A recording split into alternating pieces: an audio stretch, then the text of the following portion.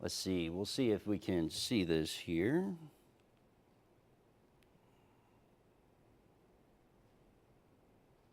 '25. It says live.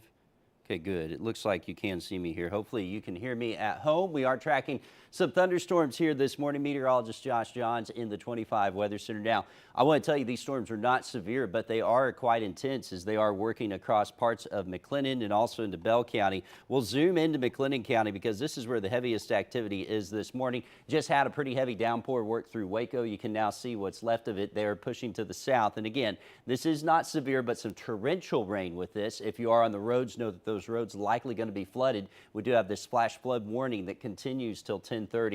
You can see the lightning with this very electric storm that is working through now. Some very heavy rain. Thank you for tuning in, Tamara. Good morning to you. Very heavy rain stretching from pretty near flat all the way through McGregor over through Waco, Bruceville, Eddy. You're starting to get in on some of this. Hewitt, Robinson, you're seeing heavy rain now over towards Mart as well. And again, this is not severe. I know we've saw a lot of severe thunderstorms here as of late. This is not, but this is some heavy rainfall that you will be running into if you are doing anything this morning. And that activity is not the only activity we're tracking. If you're watching us east of I-35, look at all this rain that is broken out from Groesbeck back over towards parts of Freestone, Leon County. Heavy rain now from Franklin through Hearn. A good downpour south of Rockdale. Another heavy downpour that's moving through Bryan College Station. If you're watching in Bryan right now, you're seeing an electric thunderstorm as well. Look at all that heavy rain on the north side of the Bryan College Station metro area. So Bryan back over to the north side of College Station over towards Easterwood Airport, as well as some heavier rain north of Lake Bryan at this time. That continuing to move off to the east. But the heaviest thunderstorm again continues to be this one here near Waco, and it's working down I-35. When this was over us at the studio, which is on the south side of Waco, we saw very heavy rainfall. We had a lot of lightning. Frequently, I had a few monitors flashing in and out, so that was some very electric stuff that was moving through. Behind this, though, it does look like things wrap up quickly. In fact, El Mott, you're already drying out. West, you still have a downpour, but look to the north up towards Hillsboro.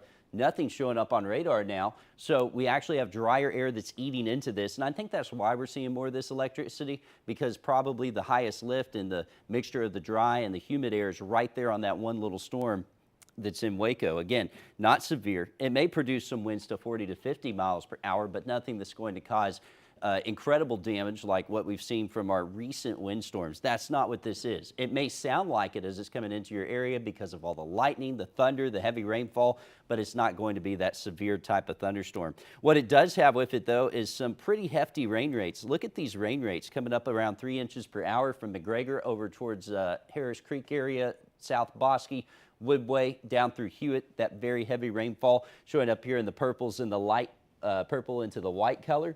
Again, that's that 3 inch per hour rainfall. Now, it's not going to sit over you for 3 hours, so you aren't going to see 3 inches of rain, but you will pick up a pretty healthy amount in an hour. This is the 1 hour accumulation as estimated by radar. Look at that, close to 1 to 1.5 inches in the last hour in Waco. And that's why we'll likely see street flooding. So let's say you got to work, you're thinking, hey, I'm going to go get a cup of coffee.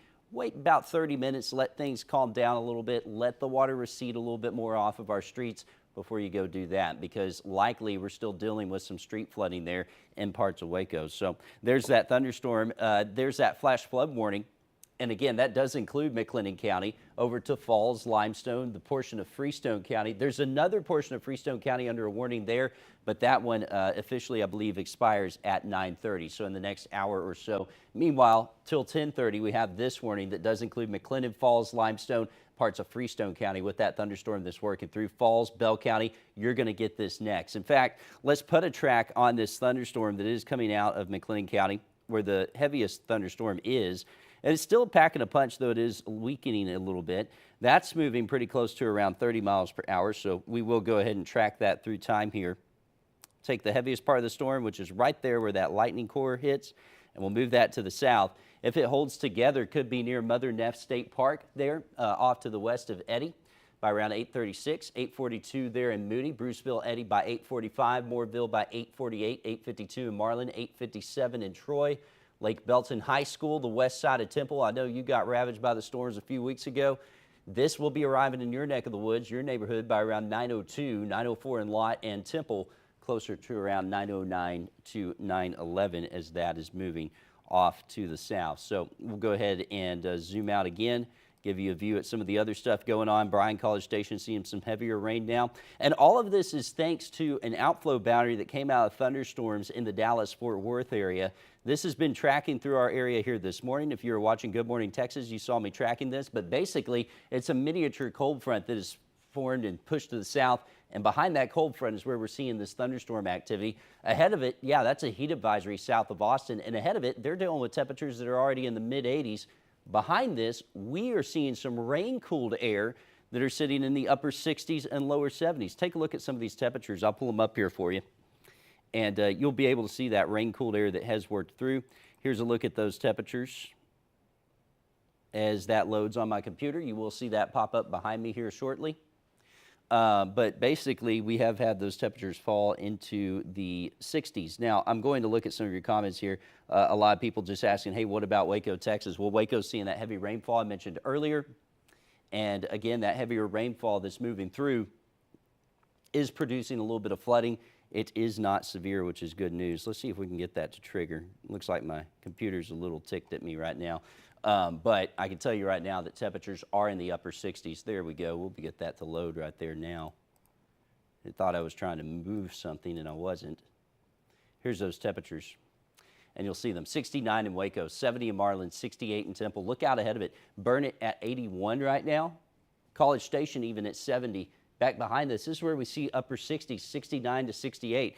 Now that's important because yesterday we started the day close to 80 and we ended up in the mid 90s. That won't be the case today because now we've lost a couple of hours of heating from the sun that would come up and really warm us up. We're running about 15 degrees cooler than we were yesterday. And because of that, we'll likely only get into the upper 80s for highs this afternoon. And the humidity will still be there. It'll still feel gross outside, but it's not going to feel as gross. Yesterday we saw feel like temperatures near 110 after seeing actual temperatures get in the low 90s. Today we'll get in the upper 80s and it'll feel like the mid 90s. So yeah, it's still going to feel like summertime, but not as bad as it was. I want to take you on a Skycam tour real quick. Look at the Syntex Roof Systems camera in Harker Heights. Very dark, very cloudy rather, looking north into that. And that is the storms that are coming out of McLennan County. Killeen, also looking dark as you look to the north. And let's show you downtown Waco right now because you were dealing with heavy rain. Look at that. Now we're seeing some sunshine. This is looking northwest from the Foster Center, which is on the north side of downtown Waco. And you can see some of the sunshine there in the background. And then we'll take you down to College Station, show you what the Skycam looks like there. Syntex Roof Systems camera showing you very heavy rain falling there on the north side of Bryan along Briarcrest. So some very heavy rain still falling. You can see how lit up that radar map is down there in the corner. So we'll go back to radar real quick. Want to show you that thunderstorm activity that is moving through the area again. Not severe. It's loading. Not severe. It is, however, loud. You will wake up to this if you happen to be sleeping right now. And even if not, your mind will wake up to it just because of the thunderstorms. It'll kind of put a jolt in you when you hear some of the lightning, some of the thunder that see some of the lightning, hear some of the thunder rather that is working through with this. And it has lost a little bit of its intensity, but still heavy rain that's going to be working into Bruceville Eddy now.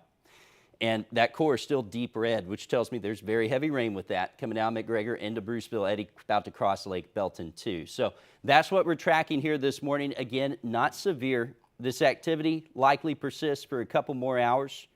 It'll probably clear out, at least out of Waco, Temple, Killeen, coming up probably by, it's 9 o'clock now, I'd say it's probably clear by 11. What we'll have to watch out for is see all the development down here towards Bryan College Station. If you're watching east of I-35, I think we have the flow in the atmosphere just right to where it's lifting up over that outflow boundary I told you about, interacting with the moisture, and that could lead to more persistent rain showers east of I-35. You can notice the coverage is higher there.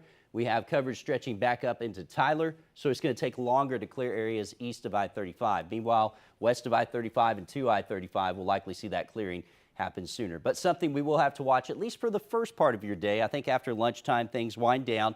We may see some redevelopment this afternoon, but I'm only putting that chance of rain this afternoon at about 20 to 30%. Of course, we'll be tracking it for you. This is what it looks like this morning. Thank you for tuning in with us, and stay safe. We're going to keep you advised with these storms. But for now, I'll let you get back to your day.